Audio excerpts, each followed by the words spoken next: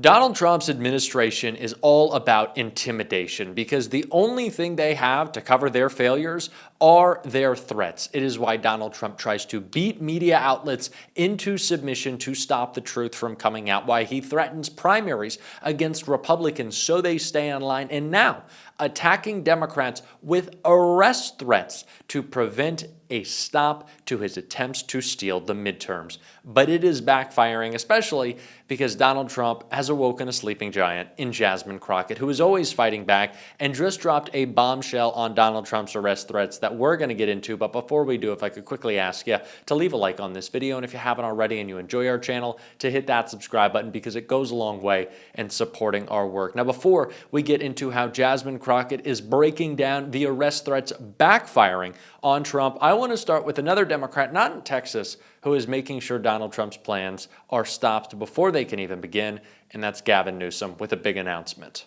We are moving forward. Make no mistake. California is moving forward as a state that's larger than 21 state populations combined. We are not a small, isolated state.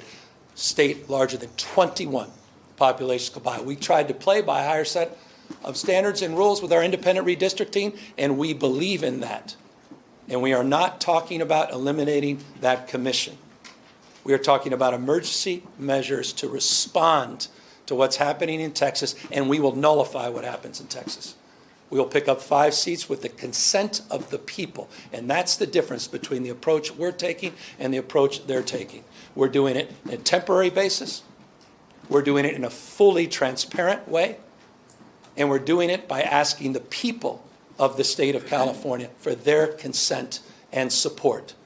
Mark that stark contrast to what's happening in Texas and other states. This is what I want to be seeing from Democratic governors across the country. Do not wait for Texas.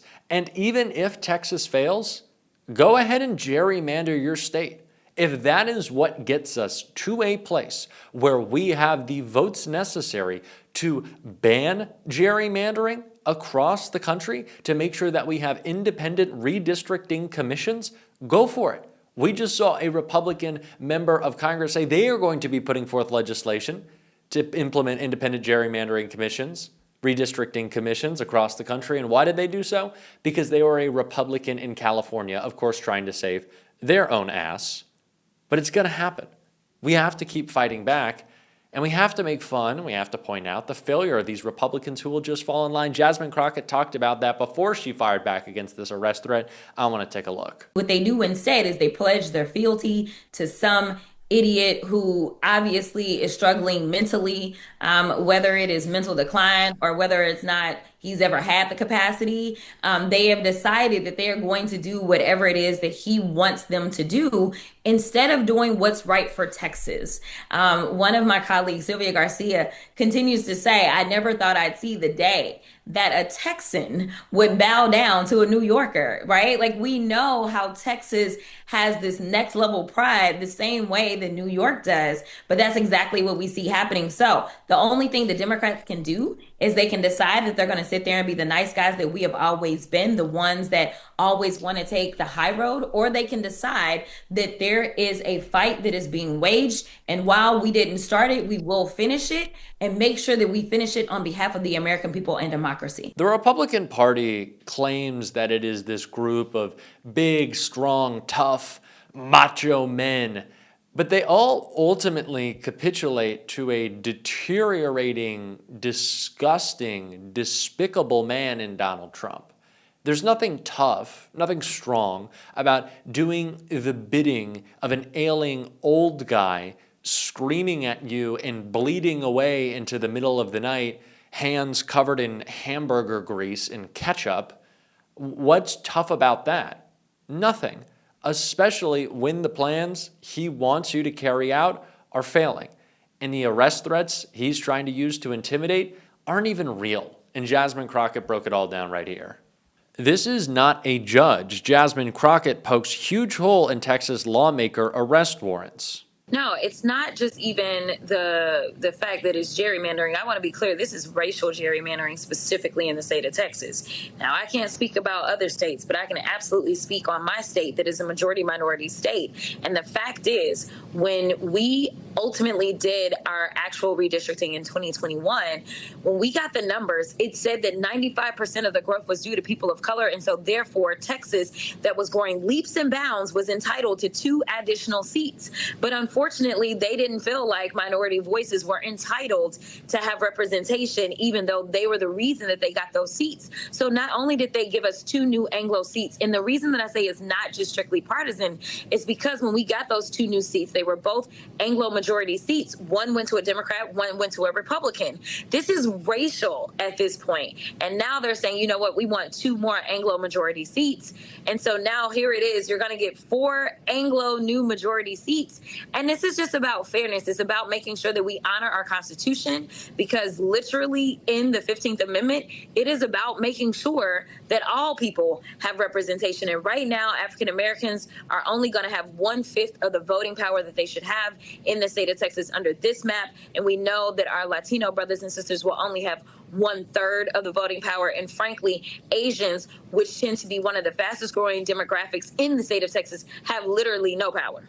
Do you hear the stuff they're saying about Gene Wu, by the way, talking about Asians, like how he's connected to the Chinese Communist Party? Like the racism, they're not doing a great job of keeping it on, keeping the lid on that pot.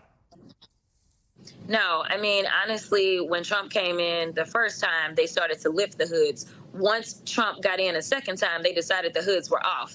And listen, I'm perfectly fine with it, because I want to know where you stand. I want to know that you're a despicable human being who lacks all morality, but wants to go around and teach and preach Christianity. I want to know who you are, because then I know how to deal with you. It is unfortunate that that is where we are. And it is one reason that it is so difficult for minorities to even try to listen to Republicans, because they consistently coddle people like neo-Nazis. They consistently uplift people such as the Proud Boys. As we know, so many of those January 6ers were part of some of these extremist organizations. And now they have decided, you know what, you are best qualified to work for ICE. You are best qualified to go and terrorize these communities of color and round them up and throw them in random cages where hopefully they will be treated inhumanely. A quick question for you, because you're a lawyer. Why would Kash Patel take John Cornyn's phone call about getting the FBI to round up people? I don't know what the crime is. There is no crime. You already know this.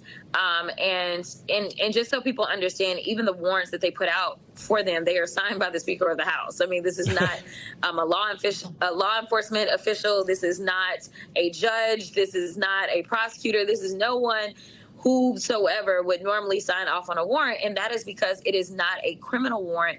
This is only giving license to someone who is found within the state of Texas to then grab them and take them back to the chamber. If they take them anywhere other than the chamber, then they are looking at a civil rights violation, because they have not broken any laws. So this is just a matter of a civil situation.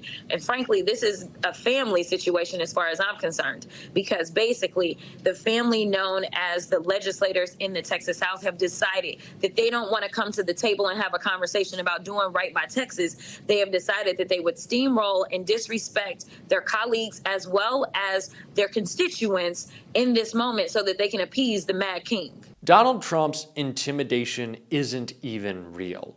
It only takes a real form when we see mass capitulation, when you see universities bend the knee, corporate media outlets bend the knee. That's when it works. On its own, there is no power to Donald Trump's attempts to intimidate you unless you stand up to him and make clear what he is trying to accomplish. And someone who has really done a better job of that than anyone is Representative James Tallarico, who I think gave the most informative breakdown of what's happening in Texas right here. But now Trump is asking them to redraw the Texas maps in the middle of the decade because he wants 5 more seats, because he's worried about losing his majority in Congress in the 2026 midterms, because he's wrecking the economy, starting wars, and protecting pedophiles, because he's kicking millions of people off their health care to fund tax breaks for his billionaire friends.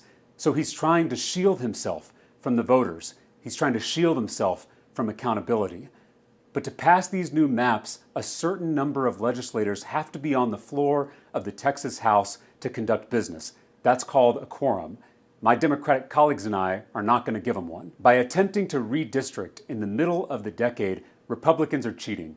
It's like two football teams coming out of the locker room at halftime, and the team that's ahead says they want to change the rules in the second half to win the game. It's cheating, plain and simple. And if they're going to cheat, we're not going to play. There's a lot of conversation within the Democratic Party right now about how we fix our brand, how we change our messaging, how we bring more people into the coalition. And I think the biggest part of that right now, in a time in which we see such an attack on intellectualism, is allowing people access to information from communicators who can get their damn point across. Jasmine Crockett can do that. James Tallarico can do that. Someone who I think does it better than anyone when talking about constitutional issues is Jamie Raskin. Hell, he hosted a class with Brian Tyler Cohen on YouTube on constitutional law. We have to educate people on how we can fix our problems so they feel like they're real actors. We talk so much about the suppression that happens, not just in the rhetoric, of course, but the actions of Republicans. They want to keep you from voting. They want to keep you from feeling engaged. They want politics to feel out of reach. Take Zohran Mamdani in New York. No one did a better job of explaining the real ways he could implement his structural changes than Zohran did. And it makes you think, well, if politics makes this much sense, why have I stayed out of it? If politics is something that I can affect, why not get more involved? That is the opposite of the cynicism that MAGA tries to instill in you.